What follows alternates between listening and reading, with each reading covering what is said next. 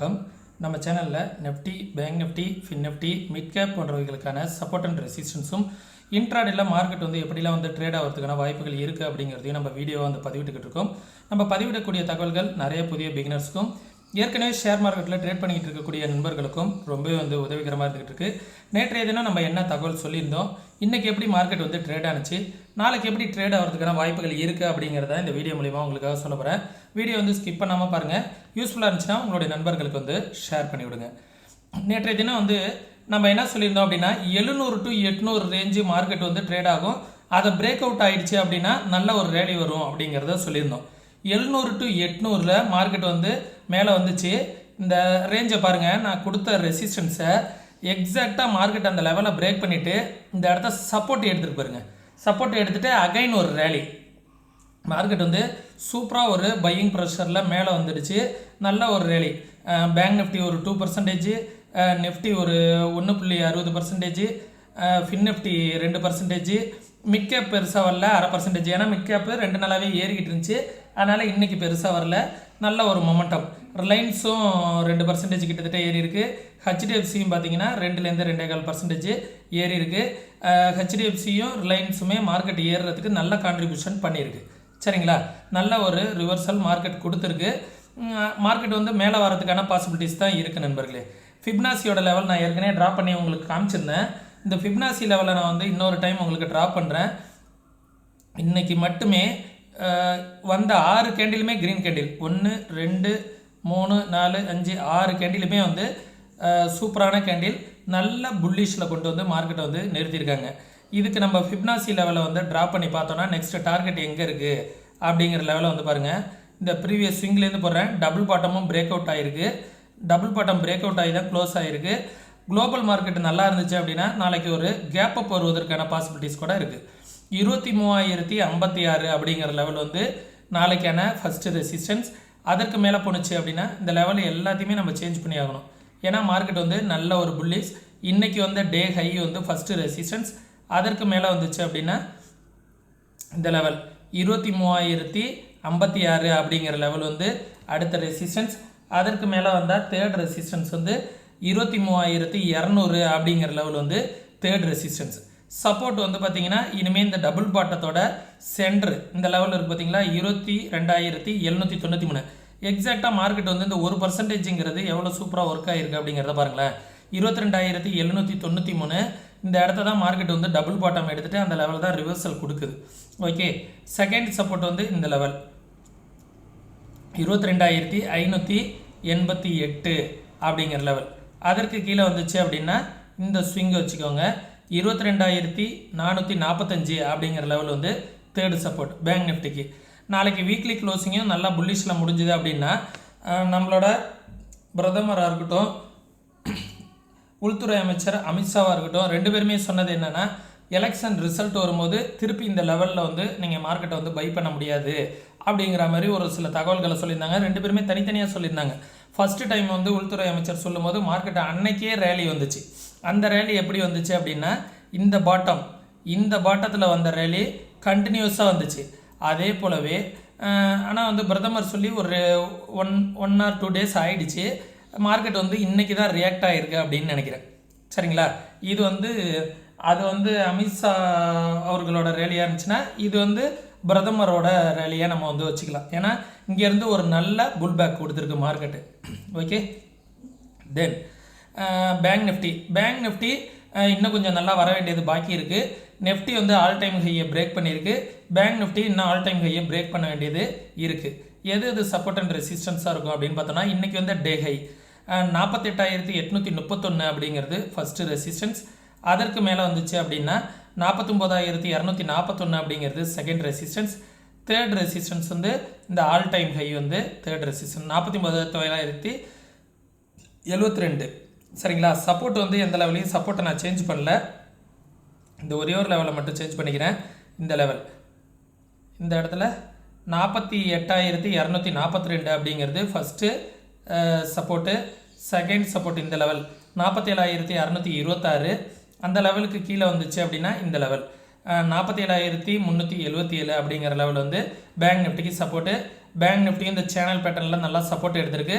இந்த சேனல் பேட்டர்னை பார்த்தீங்களா, இந்த லெவல்லே மார்க்கெட் போயிட்டு இருக்கு. இந்த லெவல்லேருந்து இந்த லெவல் வரைக்கும் வரதுக்கான பாசிபிலிட்டிஸ், நியூ ஹை வருவதற்கான பாசிபிலிட்டிஸும் இருக்குது பேங்க் நிஃப்டியை பொறுத்த வரைக்கும். சரிங்களா, நல்ல ஒரு ரேலி கொடுத்துருக்கு. அடுத்தது ஃபின்னிஃப்டி வந்து பார்த்தீங்கன்னா இந்த இடத்துல நல்லா சப்போர்ட் எடுத்துகிட்டு வந்திருக்கு. ஃபின்னிஃப்டியில் உள்ள லெவல்ஸையும் எல்லாத்தையுமே சேஞ்ச் பண்ணி, ஏன்னா மார்க்கெட் வந்து எல்லாமே 2% ஏறி இருக்கும் போது லெவல்ஸ்லாம் சேஞ்ச் பண்ணி ஆகணும். 21,754 அப்படிங்கிறது ஃபஸ்ட்டு ரெசிஸ்டன்ட். செகண்ட் ரெசிஸ்டன்ட் 21,895 அப்படின்னா 21,900 அப்படிங்கிறது செகண்ட் ரெசிஸ்டன்ஸ். தேர்ட் ரெசிஸ்டன்ஸ் வந்து ஆல் டைம் ஹை 22,132. சப்போர்ட் வந்து இந்த லெவலில் வச்சுக்கிங்க. ஃபஸ்ட்டு சப்போர்ட்டு 21,517 அப்படிங்கிறது ஃபஸ்ட்டு சப்போர்ட்டு. இந்த லெவல் வந்து செகண்ட் சப்போர்ட்டு 21,269 அப்படிங்கிறது செகண்ட் சப்போர்ட்டு. தேர்டு சப்போர்ட் வந்து 21,100 அப்படிங்கிறது தேர்டு சப்போர்ட்டு. மிட் கேப் வந்து கண்டினியூவாகவே ஏறிக்கிட்டு இருக்கு அப்படிங்கிறதுனால இன்றைக்கி ஒரு பெரிய ரேலி வரல. இந்த லெவலுக்கு மேலே வந்துச்சு அப்படின்னா ஒரு நல்ல ஒரு மொமெண்டம் வருவதற்கான வாய்ப்புகள் இருக்குது. இருந்தாலும் வந்து சப்போர்ட் அண்ட் ரெசிஸ்டன்ஸை மார்க் பண்ணிவிடுவோம். இன்றைக்கி வந்து டே ஹை 11,432 அப்படிங்கிறது ஃபஸ்ட்டு ரெசிஸ்டன்ஸ். அதுக்கப்புறம் வந்துச்சுன்னா 11,500ங்கிறது செகண்ட் ரெசிஸ்டன்ஸ். அந்த லெவலில் மார்க்கெட் வந்து சேஞ்ச் ஆகிடுச்சு, அப்படி அந்த லெவலில் பிரேக் அவுட் ஆகிடுச்சு அப்படின்னா அடுத்தது இந்த ட்ரெண்ட் லைன் வந்து ஒரு ரெசிஸ்டன்ஸாக இருக்கும். அதற்கு மேலே 600ங்கிறது ஓய் டேட்டா படி ரெசிஸ்டன்ஸாக இருக்கும். சரிங்களா, இதுதான் மிட் கேப்கான லெவல்ஸு. சப்போர்ட் வந்து பார்த்திங்கன்னா மிட் கேப்பில் பக்கத்துலேயே சப்போர்ட் இருக்குது. 11,400 அப்படிங்கிறது ஒரு சப்போர்ட்டு. அதற்கு கீழே வந்துச்சு அப்படின்னா இந்த லெவல் 11,347 அப்படிங்கிறது ஒரு சப்போர்ட்.